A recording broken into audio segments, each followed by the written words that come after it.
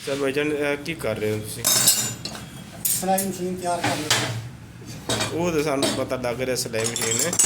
इस time किहड़े part का काम कर रहे हो?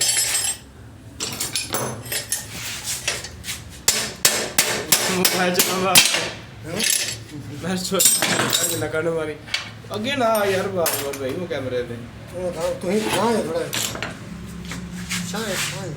वो यार वो देखना भी ध्यान दिखाना भी देना की होगा वे। अच्छा जी है और तुसी ये मशीन किहड़ा हिस्सा तैयार करन लगे? ये विच हुण इहदा चलाउण लगे लठ लठ की हुंदी जी दिखाओ जी। ए लठ हुंदी ए इंज पैनी है कि इंज पैनी है? इस तरह हाँ। ते इनू सीखने वास्ते कितना टाइम चाहिए जी मशीन वास्ते? एक बंदा नाड़ी बिल्कुल 0 मीटर होवे बंदा?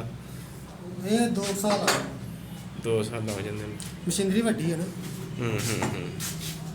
बरीकी ज़्यादा है। थोड़े छोटे पार्ट ने जोड़े। ए हुण की करन लगे हो भाई? ए इट ला के इहनू भारी धागा कर लगे। रंग करन लगे हो? हाँ जी। रंग या रवा? रवा कर तो लैपिंग कर लगे लैपिंग। ईजीली चला जाते हैं चाहिए तो कुछ पहले छेड़ या करना पैंदे सुराख जोड़े ने? रैम्बल कर लगे की हुए ने? रैम्बल आम जुबान च की कहने हो? वर्मे मूस भी ने? मूस लैदा ने वर्मे लैदा। अच्छा वर्मे लैदा होंदा मूस की हुंदा? ए मूस पिया। हाँ मूस यानी कोने चूड़ी बनानी होंदी है? मूस ने चूड़ी बनानी होंदी है। ठीक ठीक हो गया। लो जी इंशाल्लाह जेड़ा ना लैपिंग हो रही इहदे नाल की अपना रवानगी आएगी इंदी? हाँ जी।